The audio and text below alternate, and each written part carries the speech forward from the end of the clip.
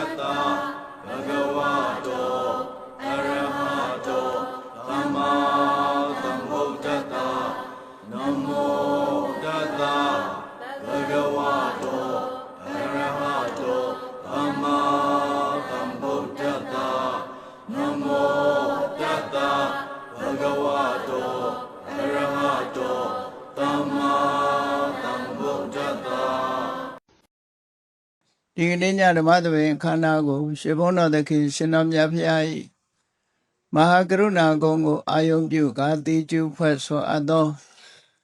ဝန္ဒနာပနာမအာတိတဂါထာကိုရွတ်ဆိုပူဇော်ခြင်းဖြင့်စတင်ကြရအောင်ယောကပကောတိဟိပိယပမေယံကာလံကရွန်တောတိဒုက္ခရာနိခေရံကတောလောကဟိတယာနာထောနမောမကာရုဏိကတတတ္တာယောနာထောဝိနိယမြာစွာတတ္တဝါဤချမ်းသာစီးပွားလိုလားတောင်းတဂုံပေါင်းခါသဖြင့်နာထမြညာခြင်းရှင်တော်မြတ်ဖရာသည်ကပ္ပဂေါတိဟိပိဂရေကဘာအရေးအတွက်သင်္ချာတို့ဖြင့်တော်လဲအဘေမေယံရေအတွက်တိုင်းဒါဖော်ပြခြင်းငါမစွမ်းနိုင်ပါသောကာလံလေးအသင်ချေသိမ့်နေကဘာရှိကြသောကာလပတ်လုံးလောကဟိတယတတလောကဤအကျိုးစီးပွားအလို့ငါအတိဒုက္ခရာနိဥ္စာအသက်ချေလဲအင်္ဂါ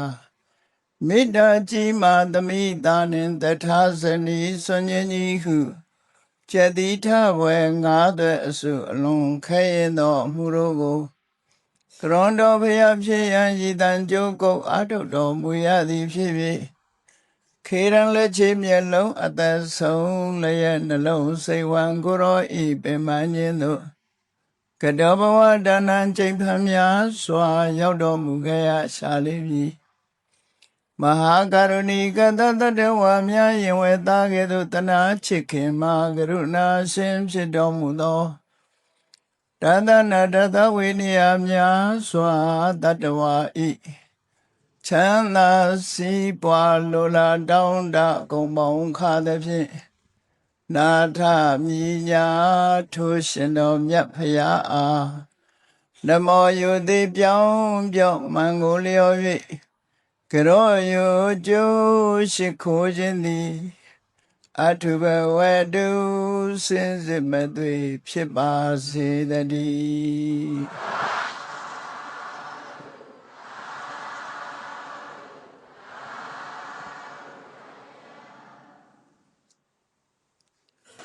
စကိုင်းသာသနာ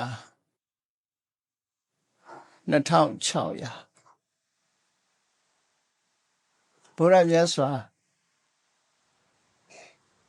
သာသနာတော်မြတ်စကိုင်းဒေသသို့ရောက်ရှိခဲ့တဲ့နှစ်အရေအတွက်ကိုဖော်ပြမယ်ဆိုရင်နှစ်ပေါင်း2600ရှိပြီလို့ဒီလိုပြော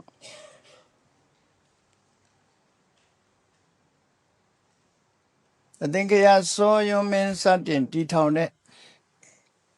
စကိုင်းမြို့အနေနဲ့ကနှစ်ပေါင်း900ရှိမြတ်စွာဘုရားသခင်ကိုရောမြတ်ကလွန်ခဲ့တဲ့နှစ်ပေါင်း2600ကစကိုင်းဒေသကိုရောတိုင်းကြောက်ရောက်ခဲ့တယ်ဆိုတာပိဋကစာပေအထောက်အထားမရှိတော့လဲမြမသမိုင်းမှတ်တမ်းတွေထဲမှာတော့ဖရာသမိုင်းတို့မြမသမိုင်းတို့ဆိုတဲ့အထက်ပဲမြတ်စွာဘုရားကြွရောက်ခဲ့တဲ့အကြောင်းတွေကိုဖော်ပြထားတာမှတ်တမ်းတွေရှိတယ်ပေါ့မှတ်တမ်းဆိုတာမှတ်သားတဲ့လူရှိမှပဲမှတ်တမ်းရှိတာလောကကြီးမှာမှတ်တမ်းမတင်မဲနဲ့ပျောက်ဆုံးသွားတဲ့အချက်လက်တွေကအများကြီးပဲဒီကနေ့ထိခေတ်တင်ပဲကြည့်ပေါ့အလုံးကြုံတွေ့ခဲ့ရတဲ့ဘဝအခြေအနေရရက်ကိုမှတ်တမ်းတင်နိုင်တာဟာအလွန်နည်းတယ်မှတ်တမ်းမတင်ခဲ့တာတွေကများတယ်မှတ်တမ်းရှိမှအမှန်လို့ပြောမယ်ဆိုလို့ရှိရင်အမှန်တရားဆိုတာနည်းနည်းလေးပဲဖြစ်တော့မှတ်တမ်းမရှိတော့လဲတကယ်ဖြစ်ပျက်ခဲ့တဲ့အဖြစ်ပျက်ခဲ့တွေဟာအများကြီးရှိ ဒေသတစ်ခုကိုမပြောနဲ့ပုဂ္ဂိုလ်တူတယောက်တောင်မိမိရဲ့တဘဝတာတသက်တာမှတ်တမ်းလို့ဆိုပါစို့မွေးဖွားသည်ကနေစပြီးတော့ဘဝတစ်ခုဆွလွတ်ရတဲ့အခြေအနေအတွင်းမှာဘာတွေဖြစ်ပျက်ခဲ့တယ်လဲလို့ဆိုတာမှတ်တမ်းတစ်ခုနဲ့မှတ်မယ်ဆိုရင်ကိုယ်နိုင်မွေရမရှိဘူးမှတ်ထားတော့လည်းပဲနီးငယ်မြတာဖြစ်တချို့ကတသက်တာမှတ်တမ်းလို့ရေးပေမဲ့လို့တသက်တာရဲ့7ပုံ1ပုံလောက်တောင်မရှိဘူးလို့ပြောအတွေ့အကြုံအလုံးနဲ့ဟာမှတ်တမ်းထဲမှာဝင်သွားတာမဟုတ်ဘူးဒါကြောင့်မို့လို့မှတ်သားထားတာနဲ့မမှတ်သားထားတာဘယ်သူကများတော့ဆိုမမှတ်တာတွေကများတယ်ဒါဟာသဘာဝပဲပေါ့ကိုယ့်ကိုယ်ပဲကြည့်လိုက်ဒီကနေ့အသက်80 80ရှိတဲ့ပုဂ္ဂိုလ်တယောက်ဟာတနှစ်သားအရွယ်ကမိမိဘာတွေဖြစ်ခဲ့တယ်ဆိုတာကစပြီးတော့တနှစ်သားအရွယ်ကစပြီးမိမိရဲ့ဘဝအတွေ့အကြုံတွေကိုမှတ်တမ်းတာအပြည့်အဝတင်နိုင်မယ်ဆိုလို့ရှိရင်အမှန်တန်ကြီးမားတဲ့စာအုပ်ကိုယ်တော်ကြီးတစ်ခုတောင်ဖြစ်ကောင်းဖြစ်နိုင်နော်မှတ်တမ်းဆိုတာအကုန်တင်နိုင်တာမဟုတ်ဘူးဒါဖြင့်မှတ်တမ်းမတင်နိုင်တဲ့အကြောင်းအရာတွေဟာမမှန်ကန်ဘူးလို့ပြောရမလားလို့ဆိုဒီလိုလည်းပြောလို့မရရှေးတုန်းကအဆိုပြုခဲ့တယ်သတင်းစာများသည့်သမိုင်းကိုပြောနေကြသည်ဆိုသတင်းစာပြောတဲ့သမိုင်းကအကုန်လုံးအစစ်အမှန်မဟုတ်နိုင်သတင်းစာတွေပါရာတာတကယ်အဖြစ်ပြက်မဟုတ်ဘူးသတင်းစာတွေမပါတဲ့တကယ်အဖြစ်ပြက်တွေအများကြီးရှိခဏခေတ်တောင်မှပဲကြည့်ပေါ့သတင်းစာတွေမှာမှတ်တမ်းတင်ခံရတဲ့အကြောင်းအရာနဲ့မှတ်တမ်းမတင်ခံရတဲ့အကြောင်းအရာပဲဟာများမှတ်တမ်းမတင်ခံမြတ်စွာဘုရားကိုယ်တိုင်ကလည်းပဲဒီအဓိပ္ပာယ်မျိုးကိုပြောခဲ့တယ်ဆိုတာဘုန်းကြီးတို့တွေမှတ်သားထားပြီးတော့အင်တန်မှဖြစ်နိုင်တဲ့အရာတစ်ခုမြတ်စွာဘုရားကမြေမုံလေးကိုကိုရမြတ်ရဲ့လက်သေးကုံပေါ်မှာတင်ပြီးတော့အေးငါဘုရားသိတာတွေကမဟာပရိဝေမြေကြီးလောက်ရှိတယ်ငါဘုရားဟောတာလက်သေးကုံမှာရှိတဲ့မြေမုံလောက်ပဲလို့ဆိုကြည့်လေသိတာတွေအကုန်ဟောတာမဟုတ်ဘူးသိမ္တဘာဝနာဆိုတဲ့ဒီရင်တော်တိုက်ထဲမှာရောက်နေတော့ကမြတ်စွာဘုရားကတစ်ပင်အောက်မှာထိုင်ရင်တိရွက်ကလေးကိုလက်နဲ့ကောက်ပြီးတော့ကျွေးကြနေတဲ့တိရွက်လေးကိုလက်နဲ့ဆုပ်ယူပြီးတော့အေးငါလက်ထဲမှာရှိတဲ့တိရွက်ဟောဒီတောထဲမှာတစ်ပင်တွေပေါ်မှာရှိတဲ့တိရွက်ဘယ်ဟာများတော့ဆိုအရှင်ဘုရားတောထဲမှာတစ်ပင်ပေါ်မှာတစ်ပင်တွေမှာရှိတဲ့တိရွက်ကပိုများပါတယ်အေးအဲ့ဒါလိုပဲငါသိတာတွေကအများကြီးဟောတာကငါနည်းနည်းလေးပဲဟောတယ်ဒီလိုဆိုလို့နော်အဲ့တော့လောကကြီးမှာလည်းမှတ်တမ်းတင်နိုင်တဲ့အကြောင်းအရာတွေကအမှန်တမ်းနဲတယ်မှတ်တမ်းမတင်မဲနဲ့ကုံဆုံးသွားတယ်တကယ်အဖြစ်ပြက်တွေဟာအများကြီးရှိတယ်ဆိုတာကိုသိရမှာအဲ့ဒါကြောင့်မို့လို့ဖျားသမိုင်းနေတချို့ကပြောကောင်းပြောလိုက်မယ်ကိုမမြင်ရရင်ယုတ်တိမရှိဘူးမဖြစ်နိုင်ဘူးလို့ပြောကောင်းပြောလိုက်မဖြစ်နိုင်ဘူးဆိုတာဘယ်လိုအထောက်ထားနဲ့ပြောမလဲဘုန်းကြီးတို့ပိဋကတ်ထဲမှာသဲလွန်စရှာကြည့်မြတ်စွာဘုရားမြန်မာနိုင်ငံတော်မြန်မာနိုင်ငံဒီဒေသကိုကြွလာတာဟာဖြစ်နိုင်သလားမဖြစ်နိုင်ဘူးလားဆိုတာကိုဒေသနာတော်တစ်ခုနဲ့ညှိကြည့်ရမြတ်စွာဘုရားကသုတ်တန်တစ်ခုမှာဟောထားတယ်ပရိသတ်၈ပါးအဲ့ဒီယဟန်တော်တွေကိုဟောတဲ့ထဲမှာငါဘုရားဟာလောကမှာခတ္တိယပရိသတ်ပြမနာပရိသတ်ဂါပတိပရိသတ်ထေဝပရိသတ်မာရပရိသတ်ဗြဟ္မပရိသတ်လို့ဆိုတဲ့ဒီလောကသားတွေလူသားတွေတည်းမကလောကမှာရှိကြတဲ့လောကသားတွေရဲ့အတိုင်းအဝိုင်းတွေတို့ငါဘုရားဟာရောက်လေသွားဘူးတယ်တရားလဲဟောပြောဘူးတယ်ဆိုတာကို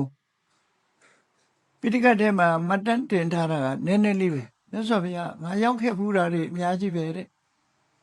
အဲ့ထက်မဲ့မတူညီတဲ့ဒေတာဥပမာပဲဆိုတော့ အာဖရိကလူမျိုးတွေရဲ့အသားအရောင်မြန်မာလူမျိုးတွေရဲ့အသားအရောင်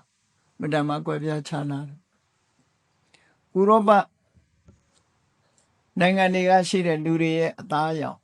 အာရှဒေသမှာရှိတဲ့လူတွေရဲ့အသားအရောင်ပြောမယ်ဆိုရင်ကမ္ဘာမှာ black လို့ခေါ်တဲ့အသားမဲတဲ့လူမျိုးကတစ်မျိုး white လို့ခေါ်တဲ့အသားဖြူတဲ့လူမျိုးကတစ်မျိုးနဲ့ yellow လို့ခေါ်တဲ့အသားဝါလူမျိုးကတစ်မျိုးလို့အကြမ်းများအဖြစ်ပြောမယ်ဆိုလို့ရှိရင်တော့အသားအရောင်ကြည့်ပြီးဒီလိုခွဲလို့ရ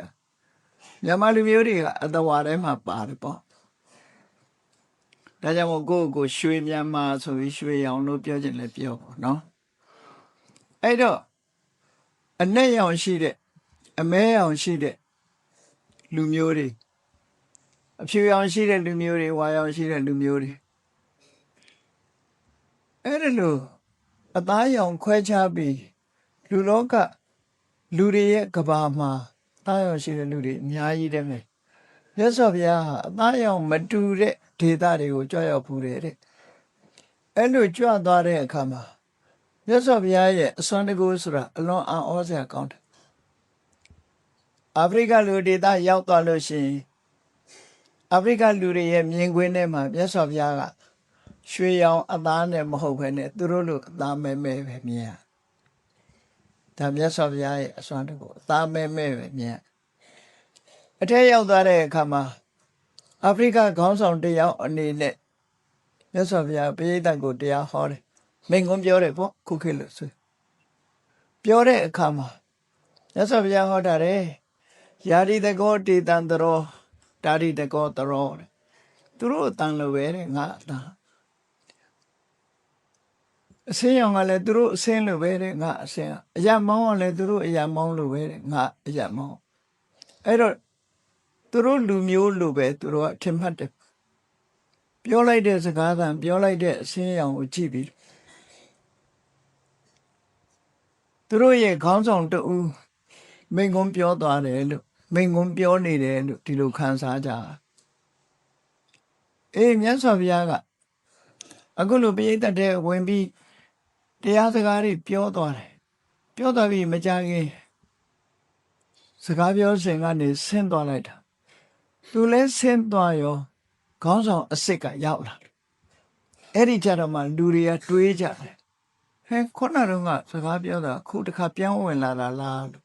တွေးတော့လို့ဒါဖြင့်ခုနကပြောသွားတာဘယ်သူကလဲတွေးချင်ရဲ့အဖြေမထုံးနိုင်ကြတော့အဲ့ဒါလို့မြတ်စွာဘုရားဟာပိဋကတ်တွေကြားထဲမှာဝင်ရောက်ပြီးတော့ဝါသနာဘာဂီလို့ဆိုတဲ့လောကသားတွေရဲ့အကျိုးစီးပွားအလုံးကဆောင်ရွက်တဲ့အနေနဲ့အတွေးမှန်လေးတွေအမြင်မှန်လေးတွေတရားဓမ္မလေးတွေဟောပြောပြီးတော့သွားလိမ့်ရှိတယ်အဲ့တော့ဘုရားမရောက်တဲ့ဒေသဆိုတာအလွန်ရှားလိုက်ပဲလူတို့ရဲ့ကဘာကြီးမှာမြတ်စွာဘုရားအနှံ့အပြားရောက်တယ်လို့ဒီလိုဆိုနိုင်တယ်ပေါ့ဒါကသဲလွန်စားတစ်ခုတချို့ကကြံ့ကြံ့ဖန်ဖန်မေးတယ်ဖះအာဖရိကရောက်ဖူးလားတဲ့ရောက်ဖူးလားမရောက်ဖူးလားသူလဲခဏခေတ်မှာလူဖြစ်တာကိုလဲခုမှလူဖြစ်တယ်ဘယ်လိုလုပ်ပြောလို့ရနော်သို့တော့ဒီတုတ်တန်ကိုထောက်ထားမယ်ဆိုရင် maybe ပေါ့ဖြစ်နိုင် possible ဖြစ်နိုင်တယ်လို့ပဲပြောနောက်တစ်ခါထောက်ထားတစ်ခုကိုပြောမယ်ဆိုလို့ရှိရင်ဘောဓနေယံစနန္ဒိတဝါတတသဟတေပိယောစနေခဏေနတံဥပခန္ဓဝါဘောဓေတိတံမဟာမုနီဆိုတဲ့ဂါထာတစ်ပုဒ်ရှိဒေသနာတော်ထဲမှာဘောဓနေယံစနန္ဒိတဝါတတသဟတေပိယောစနေယူဇနာသိမ့်ချီကွာလမ်းပါစေတဲ့တယူဇနာကို8မိုင်သို့မဟုတ်12မိုင်နဲ့တွက်ပေါ့8မိုင်နဲ့ပဲတွက်ချီအဲ့ဒီမှာယူဇနာအနေနဲ့သိမ့်ချီကွာလမ်းပါစေဘောဓနေယံစနန္ဒိတဝါနားလည်အောင်ပြောပြရမယ်ချစ်ထိုက်တဲ့ပုဂ္ဂိုလ်တွေ့ပြီဆိုလို့ရှိရင်မြတ်စွာဘုရားသခင်ကိုရမြဘလောက်ဝေခဏေနတံဥပခန္ဓဝါတခဏအတွင်းမှာရောက်အောင်သွားလိုက်တယ် နော်မြတ်စွာဘုရားကြွတဲ့အခါမှာ2မျိုးရှိတယ်ကာယကမ္မနာနဲ့စိတ်တကမ္မနာကိုယ်ကာယနဲ့သွားတာတစ်မျိုးစိတ်နဲ့သွားတာတစ်မျိုးအဲ့ဒါအလှမ်းဝေးတဲ့နေရာတွေကြွတဲ့အခါကျတော့ကာယကမ္မနာနဲ့မကြွဘူးစိတ်တကမ္မနာနဲ့ကြွတယ်ဒီနေရာမှာပျောက်ပြီးဟိုနေရာရောက်သွားတဲ့နီးပေါ့နော်ဒီနားမှာပျောက်ပြီးဟိုနားမှာဘွားကနေပေါ်သွားတာစိတ်တကမ္မနာစိတ်သွားတယ်လို့မြန်တယ်ကာယကမ္မနာကျတော့ဖြည်းဖြည်းသွားတာကိုယ်ကာယနဲ့သွားတာအဲ့ဒါကညာနာကမ္မနာဆိုတာရှိသေးတယ်အသိဉာဏ်နဲ့သိတာသွားတာမျိုးအဲ့တော့ဒီမှာမြတ်စွာဘုရားကမိန့်ကြားထားတယ်အေးသိအောင်ပြောပြရမယ်ပုဂ္ဂိုလ်တရားဓမ္မကိုငါဟောလိုက်လို့ရှင်အကျိုးရှိမဲ့ပုဂ္ဂိုလ်အဲ့ဒီလိုပုဂ္ဂိုလ်မျိုးတမ္ပညတဉာဏ်ကွင်ရဲ့ကြီးထဲမှာပေါ်လာပြီဆိုလို့ရှင်တော့ယူဇနာသိမ့်ချီဝေးပါစေခဏနတံဥပကန္တောတခဏအတွင်းအဲ့ဒီပုဂ္ဂိုလ်စီသွားရောက်ပြီးတော့ဘောဓိတိတံမဟာမုနိမြတ်ဖုရားဟာအဲ့ဒီပုဂ္ဂိုလ်သိအောင်ဟောပြောလို့ရှိတယ်ဒီစကားဟာခိုင်လုံတဲ့သဲလွန်စတစ်ခုပဲသို့တော်မြတ်စွာဘုရားဟာအပြင်းပြေအလပတ်တော့မသွားဘူးပေါ့ကြွရှိမယ်ဆိုရင်တော့ကြွဒေသစာရီကြွတဲ့အခါမှာအကျိုးရှိဆိုတဲ့နေရာမှာဒေသစာရီကြွလို့အကျိုးရှိဆိုတဲ့နေရာ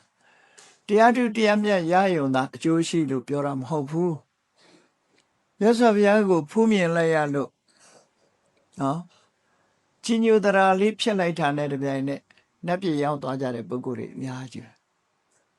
ဓမ္မပဒဝတ္ထုထဲမှာတောင်ကြည့်လေမထကုန္ဒနီဆိုတဲ့သူတို့သားအဖေကလည်းကဆေးနေတော့မှကုသကောင်းဖို့မလုပ်ဘူးဒီကနေ့အိပ်ပြင်ထုတ်ထားလို့မလုံနိုင်မရှက်နိုင်အခြေလေးမှာမျက်လုံးလေးပဲဖွင့်ကြည့်နိုင်တဲ့အနေထားမှာမြတ်စွာဘုရားတမင်္ဂလာသူတို့အိမ်ဘက်ဆုံးခံရင်ကြွသွားတယ်အဲ့ဒါလို့ကြွသွားလိုက်တဲ့မြတ်စွာဘုရားကိုမြတ်ဝါထင်ဖူးတွေ့လိုက်ရတဲ့အခါမှာဒီတထေးသားလေးဒီကလေးလေးဟာ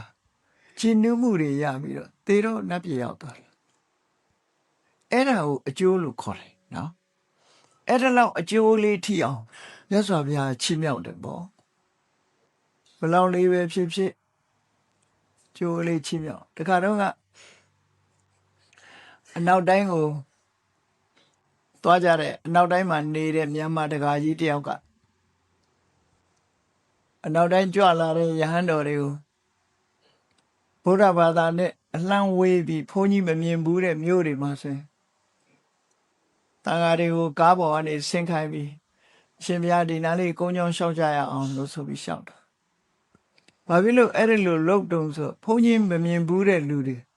ဒီနေရာလေးမှာဘုန်းကြီးမြင်လိုက်လို့ရှိရင်သူတို့စိတ်ထဲမှာချီနူးစိတ်ကလေးဖြစ်သွားတယ်။ဗုဒ္ဓဘာသာဘုန်းကြီးကဒီလိုပါလားလို့ချီနူးတဲ့စိတ်ကလေးဖြစ်သွားလို့ရှိရင်ကောင်းကျိုးချမ်းသာတွေရအောင်လို့ဆိုတဲ့သူရှိရချက်ကိုဖော်ပြောတယ်ဆိုတာကြားလိုက်ရဘူးတော့နော်။အဲ့ဒါလိုပဲမြတ်စွာဘုရားသခင်ကိုရောမြတ်ဟာတရားထုတရားမြတ်ရသည်ဖြစ်စေမရသည်ဖြစ်စေကိုရောမြတ်ကိုဖူးတွေးလိုက်ရလို့စိတ်ချနူးမှုလေးရသွားရင်လည်းပဲအကျိုးလိုမြုပ်ကိုပြီးကြွတာပဲကြွပေးတယ်လောကသားတို့ရဲ့အကျိုးအတွက်လုပ်ပေးတယ်အဲ့ဒါလိုလုပ်ပေးတယ်ဆိုတဲ့မြတ်စွာဘုရားမြန်မာလူမျိုးတွေမြန်မာဒေသမှာရှိတဲ့အဲ့ဒီတော့ကစကိုင်းဒေသမှာရှိတဲ့လူမျိုးတွေတဲ့မြတ်စွာဘုရားမြင်လိုက်လို့ရှိရင်စိတ်ထဲမှာကြည်နူးတဲ့လူမျိုးတွေလူတွေရှိအဲ့ဒီလူတွေဖူးတွေးလိုက်ရတဲ့အခါမှာစိတ်ထဲမှာကြည်နူးအောင်တရားကိုနားမလဲတောင်းမှစိတ်ထဲမှာကြည်နူးမှုလေးတွေဖြစ်သွားရင်ကောင်းကျိုးချမ်းသာတွေရနိုင်တယ်ဆိုတဲ့ရပါစေဆိုတဲ့ရည်ရွယ်ချက်နဲ့မြတ်စွာဘုရားနေရာအနှံ့အပြားကြွရောက်တော်မူခဲ့တယ်ဆိုတာတော့ညင်းစရာအကြောင်းမရှိဘူးပေါ့ညင်းစရာအကြောင်းမရှိဘူးယုတ်တိလည်းရှိတိရိလင်္ကာနိုင်ငံကတော့စာနဲ့ပေနဲ့သူတို့နိုင်ငံမှာရေးထားတိတ်ခတ်တုံပတ္တလင်္ကောယောဆိုတဲ့ဂါထာလေးတစ်ပုဒ်နဲ့တိတ်ခတ်တုံပတ္တလင်္ကောတဲ့တိရိလင်္ကာနိုင်ငံကိုမြတ်စွာဘုရားသခင်ကိုရောမြတ်3 ချိန်ကြွဘူးတယ်လို့ စာနဲ့ပိနဲ့ရေးထားတာရှိမြန်မာနိုင်ငံဖရာသမိုင်းတွေမှာတော့အချိန်ကိုဖော်ပြမထားတော့လဲကြွမှုတဲ့နေရာတွေကတော်တော်များများသမိုင်းတွေထဲမှာဟိုနာပါဒီနာပါရှိတယ်နော်ပကံဒေသလည်းကြွတယ်စကိုင်းဒေသလည်းကြွတယ်မန္တလေးဒေသလည်းကြွတယ်ဟိုးအောက်ပိုင်းဒေသတွေရာမညဒေသတို့ဥစားမြတ်စွာဘုရားကြွတဲ့နေရာတွေထိုဘုရားသမိုင်းတွေဖတ်ကြည့်မယ်ဆိုရင်ဘုရားကြွတယ်ဆိုတာလေးတွေမှတ်တမ်းတင်ထားကြတာလေးတွေရှိဒါတွေကိုမဖြစ်နိုင်ပါဘူးလို့တော့ပြောလို့တော့မရဘူးဖြစ်ချင်းဖြစ်မှာပဲဘာကြောင့်လို့ဆိုရင်ခုကြီးလေးယူဇနာသိမ့်ချီပြီးကွာလမ်းပါစေနားလည်အောင်ပြောပြတတ်တဲ့တရားရှိမယ်ဆိုရင်ငါဘုရားဟာချက်ချင်းသွားပြီးတော့သူ့ကိုအသိဉာဏ်ပွင့်လင်းအောင်လုပ်ပေးမှာပဲလို့ဆိုတဲ့စိတ်ဓာတ်ဘလောက်လောကသားတွေအကျိုးသိဖို့ဆိုတာပြင့်ပြတယ်လဲဆိုထင်ရှားတယ်ပေါ့ဒါကြောင့်မို့ရသော်ဘုရားဟာတရားတွေအကျိုးသိဖို့တဲ့အနေနဲ့ထိုဒေသကိုကြွတယ်ဆိုတာ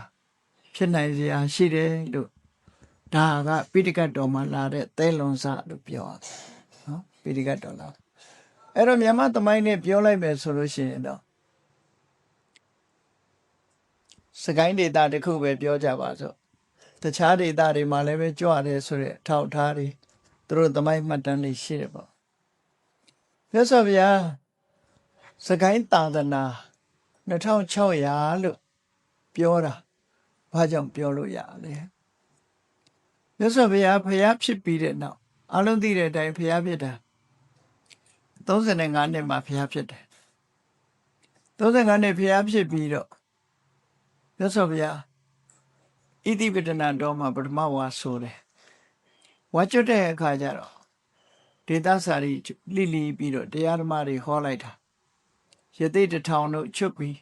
ဗဒဝဂီညီနောင်3ကျိတ်တို့ယသအမှုပြုတဲ့တထေသားတွေတို့အဲ့ဒီလိုမြတ်စွာဘုရားကိုယ်တိုင်ဟာဗဒဝဂီညီနောင်3ယောက်တို့ယသိ1000တို့ကိုချစ်ချွတ်ပြီးပေါ့ဥရုဝေလာပဲကြွလာပြီးနောက်ရာဇဂုမြို့ကိုကြွဝိဝိသာရမင်းကြီးကဝေလူဝဥယျာဉ်ကိုလှူတဲ့အခါမှာဝေလူဝဥယျာဉ်မှာဝေလူဝကျောင်းတော်ကြီးထဲမှာဒုတိယဝါကတ်တယ်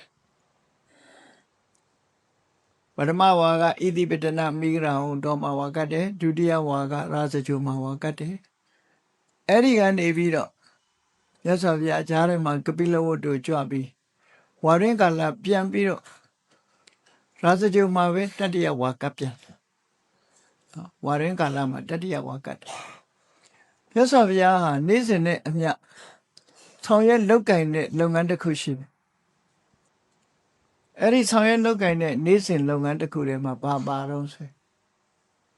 သဗ္ဗညုတဉာဏ်ကွန်ရက်ကိုဖြန့်ကျက်ပြီးတော့ဉာဏ်ကွန်ရက်ကိုဖြန့်ကျက်ပြီးတော့လောကမှာကျွတ်ထိုက်တဲ့တရားဝါတွေလူလောကသားမကြမကစัจ java လာအတွင်းမှာရှိကြတဲ့တရားဝါတွေအားလုံးသူသဖြင့်လူတွေနတ်တွေပြမအားလုံးကိုမနဲ့တစ်ချိန်ညတစ်ချိန်သဗ္ဗညုတဉာဏ်ကွန်ရက်ကြီးကိုဖြန့်ကျက်ပြီးတော့လောကကြီးကိုကြည့်တယ်လောကကြီးကိုကြည့်တယ်အဲ့ဒီလိုကြည့်တဲ့အခါမှာမြတ်စွာဘုရားချေချွတ်ဖို့ရအခွင့်သားလာတဲ့အခွင့်ကောင်းရတဲ့ပုဂ္ဂိုလ်တွေဟာအဲ့ဒီသဗ္ဗညုတဉာဏ်ကိုရဲ့ကြီးတဲ့မှာပေါ်လာဥပမာဘာနဲ့တူတော့ဆိုလို့ရှိရင်ဥပမာကနေညပြီမဲ့လို့ဒီလိုပဲနှိုင်းရှင်ကြတာရှိတယ်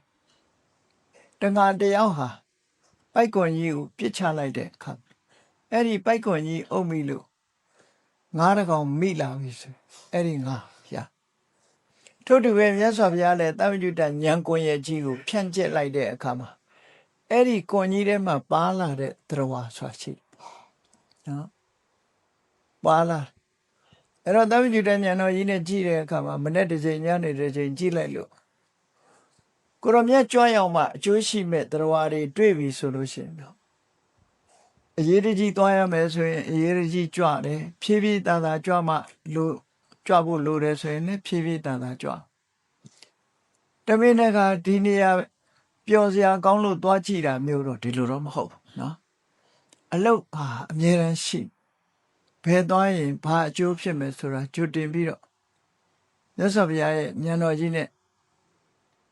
ကြည့်ဒါကြောင့်ဒါကိုပြောတာသဗ္ဗညုတညာလဇာလံပထရိတ်တော့သဗ္ဗညုတဉာဏ်ကွန်ရက်ကြီးကိုဖြန့်ကျက်လိုက်ပြီးအဲ့ဒီဉာဏ်ကွန်ရက်ထဲမှာပေါ်လာတဲ့တရားဘလောက်ပဲဝေးတဲ့နေရာမှာရှိဘုရားကြွသွားတယ်ကြွပြီးအဲ့ဒီပုဂ္ဂိုလ်နဲ့တွေ့ဆုံတယ်ဒီလိုဆိုလို့ပေါ့နော်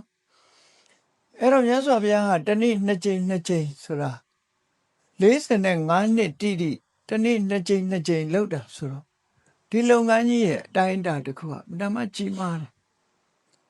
သဗ္ဗညုတဉာဏ်ကွန်ရက်ကြီးခဏခေတ်တော့ network လို့ခေါ်နော်ကွန်ရက်ကြီးဖြန့်ကျက်တာအဲ့ဒီ network လို့ခေါ်တယ်ကွန်ရက်ကြီးထဲမှာပေါ်လာတဲ့တရားတွေကိုမြတ်စွာဘုရားသွားရောက်ပြီးတော့အတိတရားကိုပေးတယ်ဆုံးမဩဝါဒပေးတယ်ယဉ်ကျေးသိမ်မွေ့အောင်ဆုံးမသို့မဟုတ်ထူးခြားတဲ့တရားဓမ္မတွေကိုသိစေဒါမြတ်ဗုဒ္ဓရဲ့နေ့စဉ်လုပ်နေတဲ့လုပ်ငန်းကြီးတစ်ခုပဲအဲ့တော့မြတ်စွာဘုရားဒီစကိုင်းဒေသသမိုင်းမှတ်တမ်းတွေအရာပြောမယ်ဆိုရာဇဂြိုဟ်မြို့မှာတတိယဝါကတ်တဲ့အချိန်အခုလိုပဲမနေ့တစ်ချိန်ညတစ်ချိန်ညနေတစ်ချိန်သဗ္ဗညုတဉာဏ်ကွန်ရက်ကြီးဖြန့်ကျက်ကြည့်လိုက်တဲ့အခါမှာစကိုင်းဒေသမှာရိုင်းပြနေကြတဲ့စေတဘလူအမှုပြုတဲ့ဘလူ69ယောက်မြတ်စွာဘုရားလိမ္မာအောင်ဆုံးမပြီးတော့အကျွတ်တရားရအောင်ဆုံးမနိုင်ဖို့ဆိုတဲ့အခြေအနေတစ်ခုကိုသွားတွေ့လို့မြတ်စွာဘုရားသခင်ကိုရောမြတ်သည်ရှင်အာနန္ဒာကိုနောက်ပါခေါ်ပြီးတော့စကိုင်းကိုကြွလာတယ်ဆိုတဲ့မှတ်တမ်းဟာအလွန်ပဲဖြစ်နိုင်စရာရှိတဲ့အရာတစ်ခုပဲပိဋကတ်တော်ထဲမှာမှတ်တမ်းတင်သည်ဖြစ်စေမတင်သည်ဖြစ်စေဖြစ်နိုင်တယ်လို့ပဲပြောရပါနော်ခုနပြောသလိုမှတ်တမ်းဆိုတာနည်းလေးပဲမှတ်ထားတယ်နော်အနည်းငယ်လေးသာမှတ်နိုင်လားပိဋကတ်ထဲမှာလည်းမြတ်စွာဘုရားဟောတဲ့တရားတွေအကုန်လုံးမှတ်ထားတာမဟုတ်ဘူးအနည်းငယ်လေးသာမှတ်တမ်းတင်ထားတာစဉ်းစားကြည့်ပေါ့တပည့်ဆက်ကြတရားဟောတာလေးတစ်ခုတည်းပဲစဉ်းစားကြည့်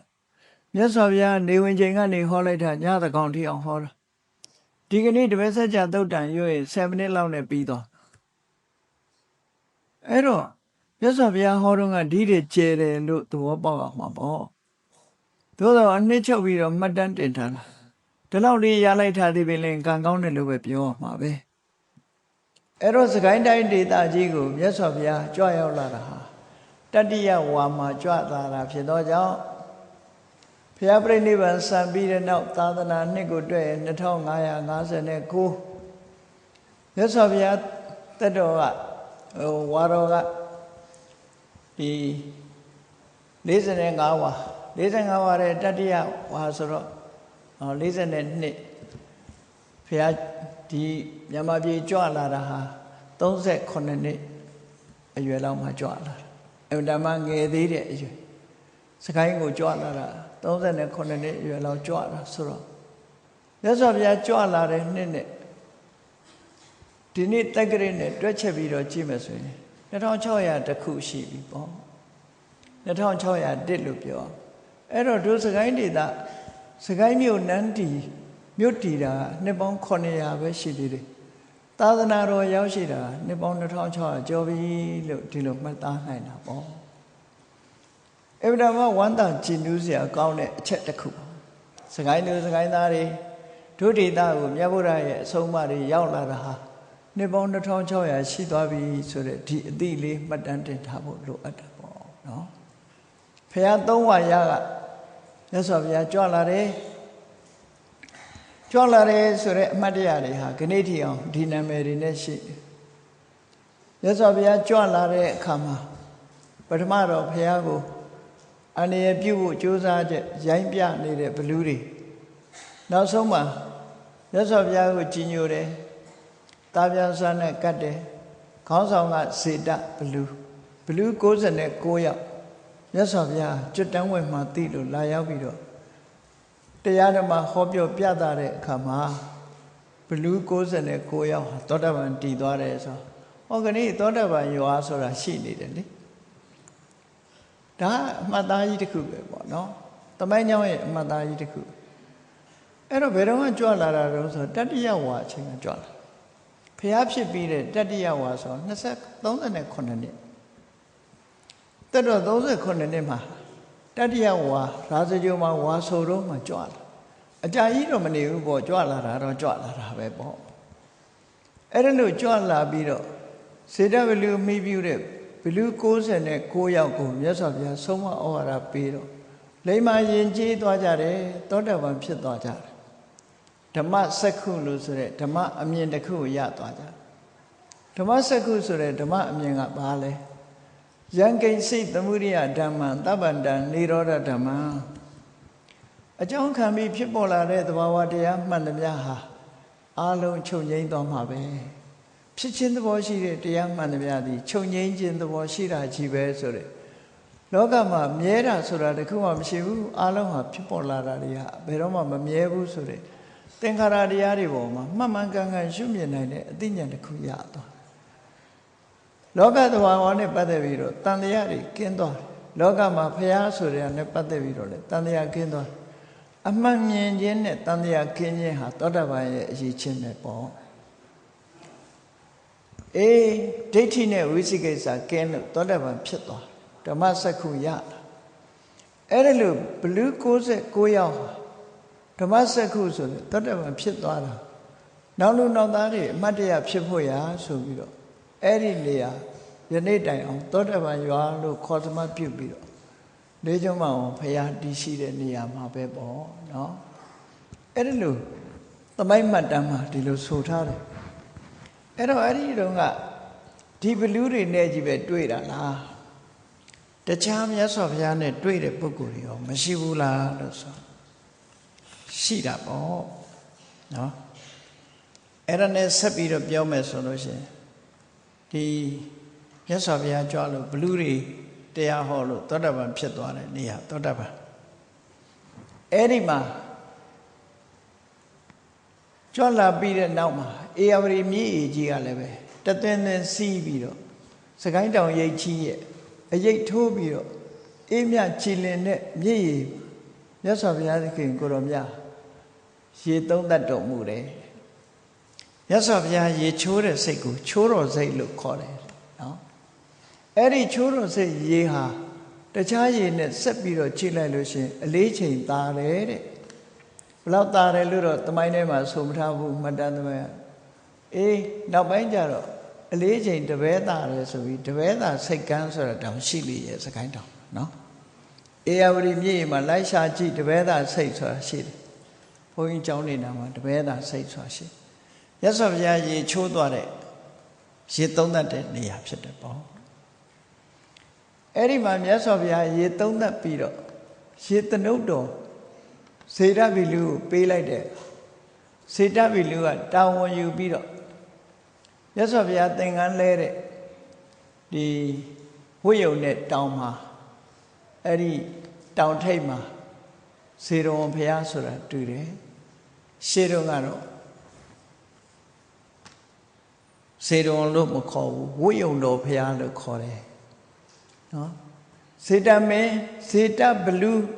တာဝန်ယူပြီးတော့တဲလို့နောက်ပိုင်းကျတော့စေတော်လို့ခေါ်တာပထမကတော့ဝိယုံတော်ဘုရားလို့ဒီလိုခေါ်တယ်မြတ်စွာဘုရားသခင်ကိုတော်မြတ်သင်္ကန်းဝတ်လဲတော်ဒါဝတ်လဲတော်တောင်ဝိယုံတော်ဘုရားဒီလိုဆိုတာဒါဘုရားကြွလာတဲ့အမှတ်သားတွေပဲဖြစ်တယ်ပေါ့မြတ်စွာဘုရားကြွလာပြီးတော့ပထမဆုံးခြေချတဲ့တောင်ကိုတော့ဖဝါဦးတောင်လို့ခေါ်တယ်ဖဝါဦးတောင်လို့ခေါ်တယ်ဒီအခေါ်တွေလည်းပဲအကုန်လုံးရှိနေတယ်ပေါ့အဲ့ဒီကြွလာတဲ့အချိန်တုန်းကမြတ်စွာဘုရားသခင်ကိုရောမြတ်တောင်ထိပ်အမြင့်ကနေပြီးတော့ကြည့်လိုက်တဲ့အခါမှာအခုစကိုင်းမြို့တရားတစ်ကြီးဖောက်ထားတဲ့နေရာတဲ့တယ်အခုလူတွေရေးထားတာတော့တိရိဓမ္မသောကမင်းကြီးတည်ထားတဲ့ရွှေမုံထောဖျားဆိုပြီးတော့ရေးထားတယ်နော်ရွှေမုံထောစီရီကြီးတရားပေါ်ကနေပြီးတော့မြင်းနေရပထမဦးဆုံးစကိုင်းဝင်လာ အဲ့ဒီနေရာနားမှာချောင်းကြီးရှိတယ်အဲ့ဒီချောင်းကြီးအနီးနားမှာကြီးမားလာတဲ့ဆောင်းချမ်းပင်ကြီးရှိတယ်ပေါ့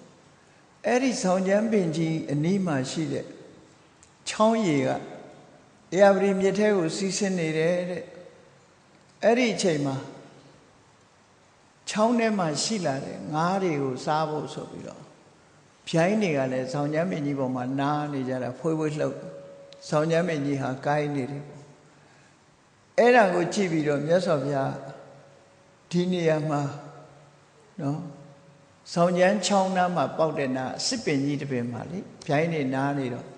အဲ့ဒီစစ်ပင်ကြီးကိုင်းတဲ့နေရာကိုကြည့်ပြီးနောက်တစ်ခေတ်ကြာလို့ရှင်စစ်ကိုင်းလို့ခေါ်လိုက်မယ်လို့ဗျာဒိတ်တော်ကြားခဲ့တယ်လို့ဆိုရယ်မှတ်တမ်းလည်းရှိတယ်ပေါ့အဲ့ဒီဆောင်းချမ်းပင်ကြီးပေါက်တဲ့ချောင်းကိုစကြံနောက်ပိုင်းရေးတဲ့အခါမှာဆောင်းချမ်းကိုစကြံလို့ရေးတယ်စကြံချောင်း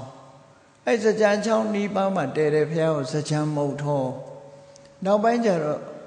ဒီသမိုင်းနဲ့ပြောမယ်ဆိုရင်ဆောင်းချမ်းမုတ်ထောဆောင်းချမ်းချောင်းလို့ပြောရမှာပဲ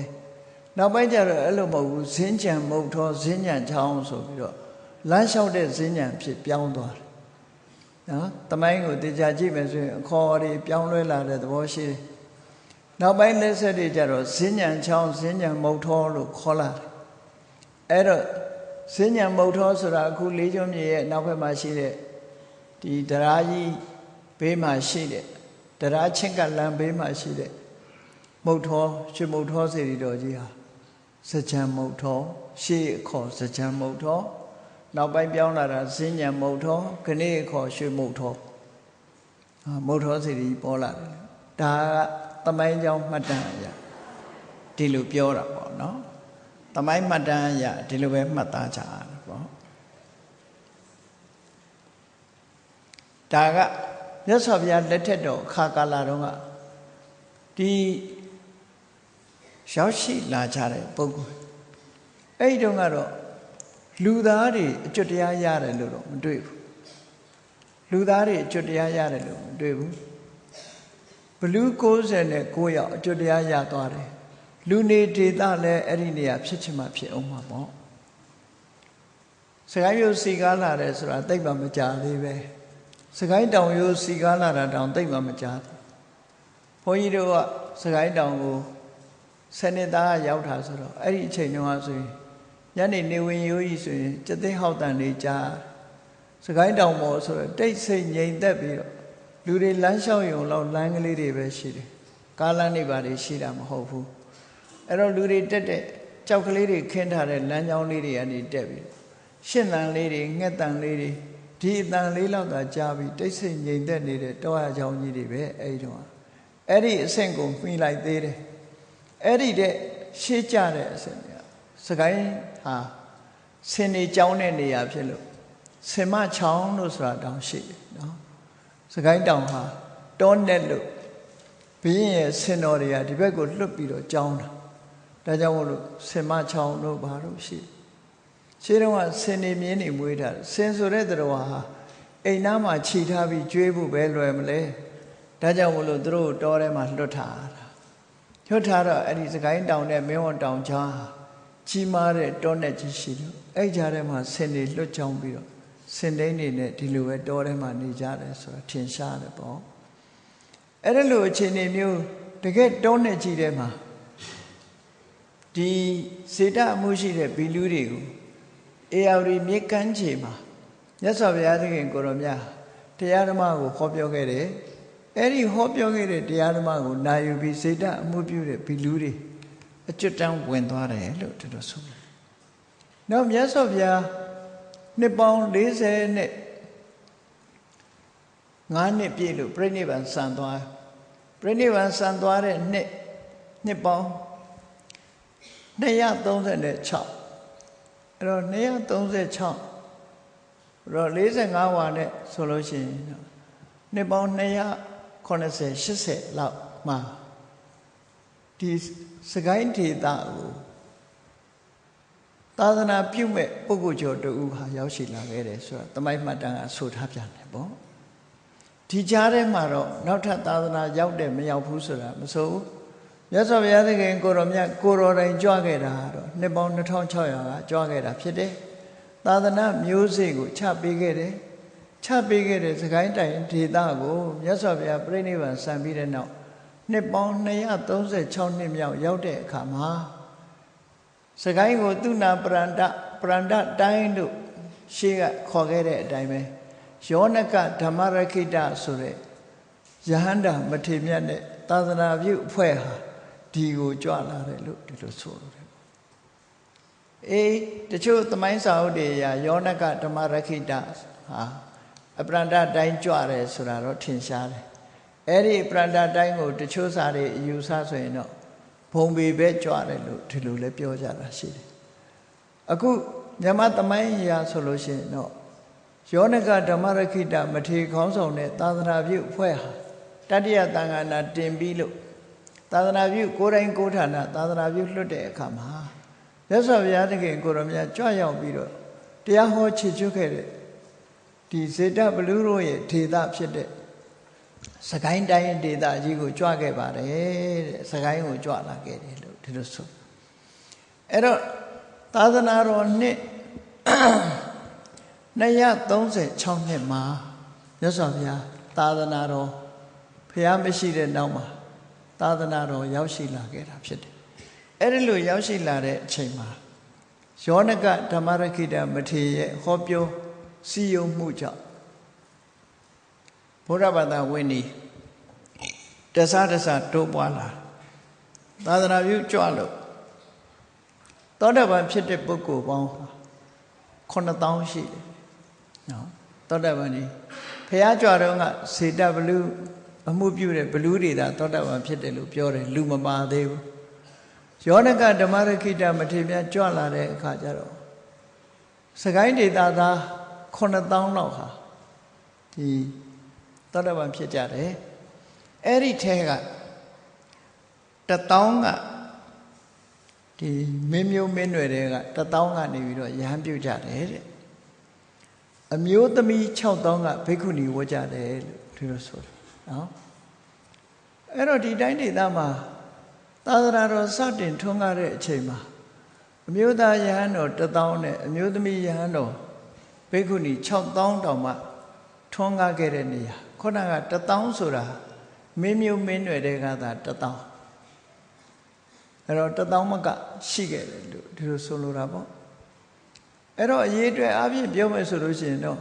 ခဏတည်းတောင်အရေးအတွက်များနေတယ်လို့ပြောကောင်းပြောကြလိမ့်မယ်သို့တော့ထိုခေတ်ကလူကြီးဟာလည်းခဏတည်းများခြင်းများမှာပေါ့ဒီသမိုင်းလေးလာတဲ့ပုဂ္ဂိုလ်တွေကတခါတလေပြောလို့ရှိကြတယ်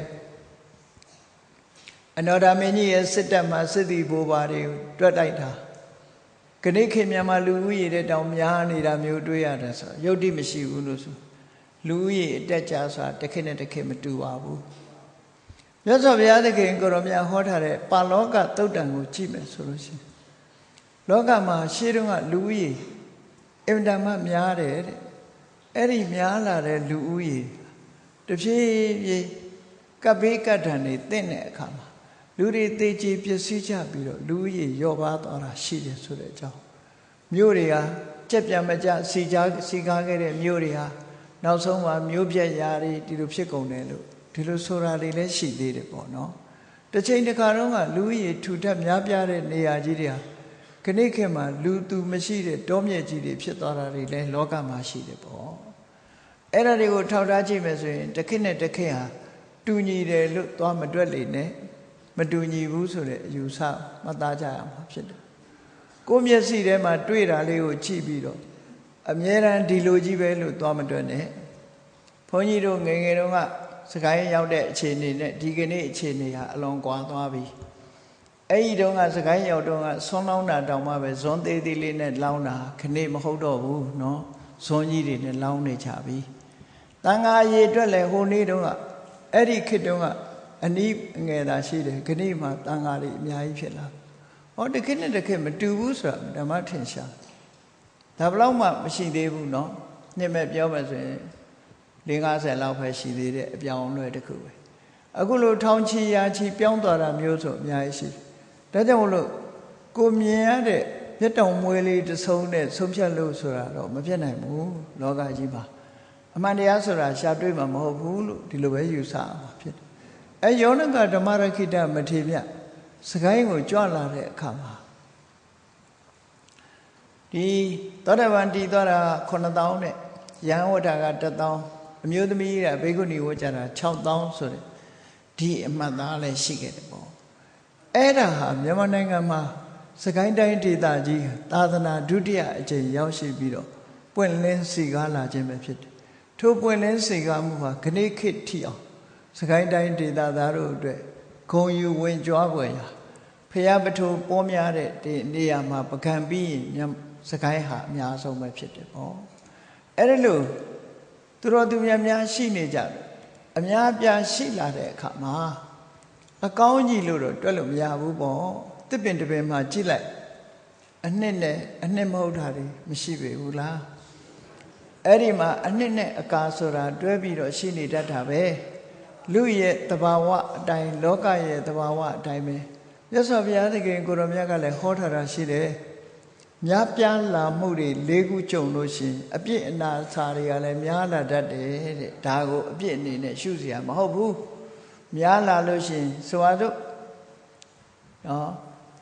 ထေကြီးဝါကြီးတွေများလာတယ်လတ်လဘတွေများလာတယ်ထေကြီးဝါကြီးတွေများလာတယ်ရတ္တညုမဟတ္တလို့ခေါ်တယ်ဟောနောက်ပြီးတော့လတ်လဘတွေများလာတယ်လာဘမဟတ္တလို့ခေါ်တယ်စာတတ်ပေတတ်ပုဂ္ဂိုလ်တွေများလာတယ်ဘောဓုတမဟတ္တစီကားလာတယ်ဝေပုံလမဟတ္တအဲ့ဒီလိုများပြားလာမှုတွေကြုံတဲ့အခါမှာဒီအတိုင်းဝိုင်းထဲမှာအပြည့်အနာစာတွေဆိုတာပေါ်လာတာစမြဲပဲဒါကထုံတန်းဆက်လာအကောင်းနဲ့အဆိုးဆိုတာအများအားရောနေမှာပဲအေးဘယ်ခေတ်မှာပဲဖြစ်ဖြစ်အကောင်းရှိသလိုအဆိုးရှိတယ်အဲ့ဒီလိုအကောင်းနဲ့အခေတ်ရောလာတာများပြားလာခြင်းဟာဆိုးရုပ်เสียအကြောင်းတွေလည်းပဲရှိကောင်းရှိလာမှာပေါ့သို့တော့အကောင်းဘက်ကတိုးတက်များပြားလာတာတွေကိုကြည့်မယ်ဆိုရင်ဒီကနေ့စကိုင်းသာသနာလွန်ခဲ့တဲ့နှစ်ပေါင်း2600ကမြတ်စွာဘုရားကိုယ်တိုင်ကြွပြီးတော့မျိုးစေ့ချပေးထားခဲ့တဲ့စကိုင်းသာသနာနှစ်ပေါင်း2600ဖျားပထိုးကျောင်းကန်လေးနဲ့စီကားပြီးဘုရားဘာသာဝင်သူတော်စင်တို့ရဲ့ပျော်မွေ့ရာမြန်မာနိုင်ငံအယက်ဒေသအားလုံးကလာရောက်ပြီးတော့ချီးရှုရာဒေသကြီးတစ်ခုဖြစ်နေတယ်ဆိုတာတော့ဘယ်သူမှညှင်းနိုင်တာမဟုတ်ပါဘူးအဲ့ဒါလို့ကိုယ်စကိုင်းသားတွေအနေနဲ့လည်းပဲဂုဏ်ယူပွဲရာရှိတယ်ပေါ့ဒါကြောင့်မို့လို့နှစ်ပေါင်း900စကိုင်းမြို့တီကိုဂုဏ်ယူကြသလိုနှစ်ပေါင်း2600မြတ်ဗုဒ္ဓရဲ့သာသနာဟာလည်းပဲဂုဏ်ယူပြီးတော့အတိမတ်ပြုကြရမယ်အခြေအနေပဲပေါ့နော်အဲ့တော့မြတ်စွာဘုရားသခင်ကိုရောမြတ်အခုလိုကြွရောက်ပြီးတော့လာတဲ့ဒီလိုသာသနာပွင့်လင်းစီကားပြီးတော့ခရစ်တီအောင်ဖြစ်ပေါ်လာတဲ့အခြေအနေတွေမှာဘုန်းကြီးတို့တွေဟာမြတ်စွာဘုရားသခင်ကိုရောမြတ်ရဲ့အဆုံးအမဖြစ်လို့အဲ့ဒီလိုအဆုံးအမကိုရောမြတ်ကိုရောတိုင်ကြွရောက်လာပြီးတော့ဆုံးမခဲ့တဲ့အဆုံးအမတွေလူသားတွေကြားနာခွင့်မရတော့လဲနှစ်ပေါင်း236နှစ်သာသနာတော်တက္ကရာနှစ်ပေါင်း236နှစ်ဖျားပြိဋိဘံစာပြီးနှစ်ပေါင်း236တတိယသံဃာနာပြီးမှာယောနကဓမ္မရဂိတမထေရမြတ်လာရောက်ပြီးတော့သာသနာပြုတဲ့အခါမှာမြန်မာနိုင်ငံစကိုင်းတိုင်းဒေသကြီးရဲ့သာသနာအစဉ်ဆက်ဟာခဏိထီအောင်ထွန်းလင်းနေတယ်လို့ဒီလိုပြောရမှာပဲအဲ့ဒီကနေစပြီးတော့ထွန်းလာခဲ့တဲ့သာသနာအဲ့ဒီလိုသာသနာထွန်းလင်းလာတာဒီမြတ်စွာဘုရားရဲ့အဆုံးအမသာသနာတော်ဟာဘလောက်တန်ဖိုးရှိတယ်လဲလို့ဆိုတာကိုကြည့်အဲ့ဒီလိုတန်ဖိုးရှိတဲ့သာသနာတို့လက်ထက်မှာရောက်လာတော့ဓမ္မလူမျိုးတွေကတရားဇာတပေါ်များတဲ့သာခုံယူနေကြတာတရားဇာတနဲ့ပို့ပြီးခုံယူတိုက်တာကဗမာပြည်မှာပိဋက3သွယ်နိကေ9ပြဓမ္မခန္ဓာပေါင်း8400ဆိုတဲ့မြတ်ဗုဒ္ဓရဲ့အဆုံးအမတွေအပြည့်အဝရှိတယ်ဆိုတာခုံယူတိုက်တယ်ပေါ့တချို့နိုင်ငံတွေမှာရှိတာမဟုတ်ဘူးမြန်မာနိုင်ငံမှာရှိရုံနဲ့မကဘူးဒီကနေ့ခေတ်တန်ဃာတော်ရှင်မြတ်တွေဟာလေ့လာသင်ယူနေကြတာဆိုတော့ရှင်တန်လျက်ရှိတာလို့ဆိုလို့ရှင်တန်လျက်နော်နိုးကြတက်ကြွနေတယ်မြတ်စွာဘုရားရဲ့အဆုံးအမရှိအဲ့ဒီလိုမြတ်စွာဘုရားရဲ့အဆုံးအမမျိုးတွေဟာ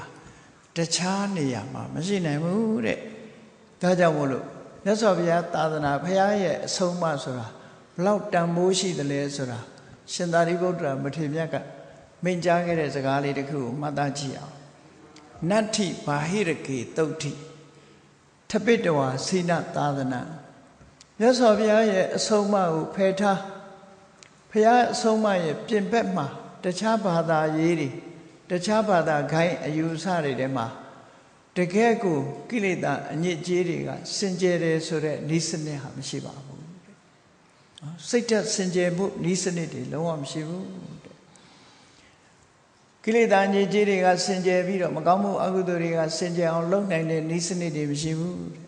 ရေကေစီဗုဒ္ဓိမှာတတ်တာသုတ်ဆန္တိစိနာသာသနေ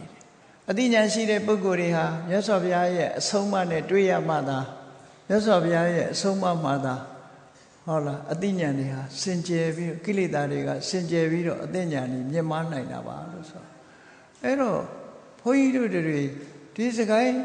ဒေသမှာရောက်ရှိနေကြတဲ့ဘုရားဘာသာဝင်သူတော်စင်တွေဖို့မြတ်စွာဘုရားရဲ့အဆုံးအမလောက်တန်ဖိုးရှိတာဘယ်ရှိမလဲအဲ့ဒီအဆုံးအမကိုရရှိထားမှတို့တွေရဲ့စိတ်ဓာတ်ထဲမှာရှိတဲ့အညစ်အကြေးတွေဟာဒီနည်းနဲ့ဆေးကြောတန်းစင်ပြည့်ရမယ်လို့ဒီလိုဆိုအဲ့ဒီလိုဆေးကြောတန်းစင်ပြည့်လိုက်တာဟာတန်ဖိုးအရှိဆုံးအရာတစ်ခုကိုကိုယ်တိုင်ရရှိကြမှာဖြစ်ပါတယ်အနုမဟုတ်လို့ရှင်တန်ဖိုးမရှိတဲ့အရာတွေနဲ့အချိန်ကုန်သွားနိုင်တယ်အဲ့ဒီမှာမြတ်စွာဘုရားသခင်ကိုတော်မြတ်ကဆုံးမတဲ့ဆုံးမဩဝါဒတွေတို့စကိုင်းတိုင်းဒေသမှာရှိကြတဲ့ဒီကနေ့ခေတ်စကိုင်းသူစကိုင်းသားဇုံမုံစကိုင်းဒေသမှာမိခိုးနေကြတဲ့ပုဂ္ဂိုလ်တွေအားလုံးဟာတို့တွေအလွန်ကံကောင်းကြတယ်နှစ်ပေါင်း2600ရှိကြခဲ့တဲ့ဘုရားမြတ်စွာရဲ့သာသနာအရေးအောင်ပါတို့တွေရောက်ရှိပြီးတော့မြတ်စွာဘုရားဟောကြားတဲ့အဆုံးအမတရားတွေကိုတို့တွေကြားနာခွင့်ရှိတယ်အဲ့ဒါလို့ကြားနာခွင့်ရှိရတဲ့အခုလိုဒေသမျိုးမှာတို့တွေလူဖြစ်ရတာအလွန်ကြိုးရှိတယ်လူဖြစ်ရကြိုးနတ်အောင်တို့တွေရဲ့စိတ်ကိုဘာတွေနဲ့ဆေးကြောကြမလဲလို့ဆိုတော့မြတ်စွာဘုရားသခင်ကိုတော်မြတ်ဟောထားတဲ့တရားတွေထဲမှာကြည့်မက္ခဏံထင်ကြီးကောတစ်ထောသစ္ဆာနံစတုရောပဒာဝိရာကောတစ်ထောဓမ္မနံဒွိပဒာနေသစက္ခုမှာအကောင်းဆုံးကိုရှာကြည့်လိုက်အကောင်းဆုံးကိုရှာကြည့်လိုက်လမ်းစဉ်ထဲမှာအကောင်းဆုံးလမ်းစဉ်ကဘာလဲဆိုရင်သမ္မာဒိဋ္ဌိသမ္မာသင်္ကပ္ပသမ္မာဝါစာသမ္မာကမ္မန္တသမ္မာအာဇီဝသမ္မာဝါယာမသမ္မာတတိသမ္မာသမာဓိလို့ဆိုတဲ့မဂ္ဂင်၈ပါးနဲ့ဖွဲ့စည်းထားတဲ့မဲ့အကောင်းဆုံးပဲအဲ့ဒါ၈ပါးနဲ့ဖွဲ့စည်းထားတယ်ဆိုတာကြည့်ဘုန်းကြီးတို့တွေနံပါတ်1အမှန်မြင်ရမယ်အမှန်မြင်အောင်အမှန်တွေးတတ်ရမယ်အမှန်မြင်အမှန်တွေးဖို့အတွက်မှန်တာပြောခြင်းမှန်တာလုပ်ခြင်းအသက်မွေးမှုမှန်ကန်ခြင်းဆိုတဲ့ကိုခြင်းတရားကောင်းမွန်ဖို့မှာအခြေခံတယ်ပေါ့အဲ့ဒီကိုခြင်းတရားကောင်းမွန်မှုအတွက်တမ္မာဝါယာမမှန်ကန်တဲ့ကြိုးစားမှုနဲ့ကြိုးစားဖို့လိုအပ်တယ်အဲ့ဒီလိုကြိုးစားပြီးဆိုတဲ့အခါစိတ်ဟာမှန်ကန်တဲ့လုပ်ငန်းတစ်ခုပေါ်မှာစိတ်ဆိုင်ဖို့လိုအပ်တယ်တမ္မာတတိစိတ်တည်ငြိမ်မှုလိုအပ်တယ်တမ္မာသမာဓိဆိုအဲ့ဒီအရေးအချင်းတွေကိုယ်တဏ္ဍာမှာရအောင်လုပ်မယ်ဆိုရင်ဒီလမ်းကြောင်းဟာအကောင်းဆုံးလမ်းကြောင်းပဲဖြစ်တယ်ပေါ့သစ္စာနံစတုရောပဒာအမှန်၄ချက်ထဲမှာတကယ်ကိုသိရမယ်အမှန်၄ချက်ထဲမှာဆိုလိုတာကဘုန်းကြီးတို့တွေရထားတဲ့ခန္ဓာ၅ပါးအဲ့ဒီခန္ဓာ၅ပါးဟာကျင့်တတ်စရာမကောင်းဘူးဘာလို့ကျင့်တတ်စရာမကောင်းလဲစဉ်းစားကြည့်လေတဖြည်းဖြည်းအိုးလာတယ်နားတယ်နောက်ဆုံးသိရတယ်ဆိုကောင်းတာပဲရှိမလဲကိုကတော့ငါဟာလို့ထင်တော်လဲပဲဟောဒီဘုန်းကြီးတို့တွေရထားတဲ့ခန္ဓာ၅ပါးဟာတဖြည်းဖြည်းအိုးလာတယ်နားတယ်နောက်ဆုံးမှဆွန့်လွတ်လိုက်ရတယ်ဆိုတော့ဒါကိုမြတ်စွာဘုရားကဒုက္ခလို့ပြောတာနော်အဲ့ဒီဒုက္ခကြီးကဘာကြောင့်ရနေတော့ဆိုရင်သမုဒယဆိုတဲ့လိုချင်တဲ့တဏှာကြောင့်ရနေတယ်ဒုက္ခသမုဒယအဲ့ဒီဒုက္ခကြီးချုပ်ငြိမ်းဖို့အတွက်နိလန်ရောရှိလားဆိုဟောမဂ္ဂသစ္စာခုပြောတဲ့မဂ္ဂင်၈ပါးကိုဟောတယ်အဲ့ဒီနိလန်အရာဒီဒုက္ခတွေချုပ်ငြိမ်းသွားတဲ့အရာဟာဒုက္ခនិရောဓလို့ဆိုအဲ့ဒီ၄ဘုတ်ဟာတော့အမှန်တရားထဲမှာတော့အကောင်းဆုံးပဲလို့ဒီလိုဆိုလို့တယ်အဲ့ဒီအကောင်းဆုံးသောအမှန်တရားအကောင်းဆုံးသောလမ်းကရှောက်လန်းပြီးအကောင်းဆုံးသောအမှန်တရား၄ခုကိုရဖို့အဲ့ဒီလိုရပြီဆိုလို့ရှိရင်ဘုန်းကြီးတို့အတွက်အရေးကြီးဆုံးကဘာလို့ဆိုဝိရာဂောတစ်ထောဓမ္မနာကိုရထားတဲ့ဓမ္မတွေထဲမှာအမြတ်ဆုံးတရားဆိုတာဘာလို့ဆိုဝိရာဂလူချင်းမှုတွေကုံသွားမှ မကုန်သေးသမျှဘုန်းကြီးတို့တွေလုံနေကြအောင်ပါပဲလေလိုချင်တယ်ရအောင်ကြိုးစားတယ်ရတယ်လိုချင်ပြန်တယ်မဆုံးနိုင်တဲ့တန်တရားခရီးကိုရှောင်နေကြမှာပဲဒါကြောင့်ဝိရာဂဆိုတာလိုချင်မှုဆိုတဲ့တဏှာလုံးဝပြတ်သွားပြီအဲ့ဒီလိုချင်မှုတဏှာပြတ်သွားခြင်းပြတ်သွားရဖြစ်တဲ့အရတ္တမေတို့နိဗ္ဗာန်တို့ဆိုတာဟာအရတ္တမေအရတ္တဖို့နိဗ္ဗာန်ဆိုတဲ့ဒီတရားတွေဟာဓမ္မတွေထဲမှာတော့အများဆုံးပဲတကယ်လမ်းဆုံးပန်းတိုင်ပဲလို့ဝိရာဂောသစ္ထောဓမ္မနာဒါဖြင့်ဒီအမျက်ဆုံးလမ်းကြောင်းရဲ့အမျက်ဆုံးစကားလေးလုံးရဲ့အမျက်ဆုံးတရားဆိုတာရဲ့ဘယ်သူကဟောတာတော့ဆိုဒွိပဒနိသစက္ခုမှာအမှန်သိတဲ့မြတ်ဖျားဟောတာသာဖြစ်တယ်ပေါ့ဒါကြောင့်မို့ဘုန်းကြီးတို့တွေဟာအမှန်သိတဲ့မြတ်ဖျားရဲ့ဒီဆုံးမဩဝါဒတွေကိုရရှိကြသည့်အတွက်ကြောင့်အကောင်းဆုံးလမ်းကရှောက်ကြမယ်အကောင်းဆုံးသောအချက်၄ချက်ကိုမိမိတို့တဏ္ဍာမှာဖြစ်အောင်ကြိုးစားပြီးနောက်ဆုံးပန်းတိုင်ဖြစ်တဲ့လိုချင်မှုတတ်မဲ့မှုတွေအားလုံးချုပ်ငြိမ်းသွားမှသာလေအကောင်းဆုံးဆိုတာကိုတို့တွေရမှာပဲလို့အခုလိုမြတ်ဗုဒ္ဓရဲ့အဆုံးအမကိုကိုစီသဘောကျပြီးစကိုင်းသာသနာ2600ဆိုတဲ့အမှတ်သားအောင်မှာတို့တွေ2600ကာလရှိကြတဲ့မြတ်ဗုဒ္ဓရဲ့အဆုံးအမတွေကိုတို့တွေဒီကနေ့ရပြီးအကောင်းဆုံးဖြစ်တဲ့ဝိရာဂတရားရအောင်ကြိုးစားအားထုတ်ကြရမှာဖြစ်တယ်လို့ကိုစီသဘောကျပြီးကြင်ကြံကြိုးကုပ်အားထုတ်တော်မူနိုင်ကြပါစေကုန်သတည်း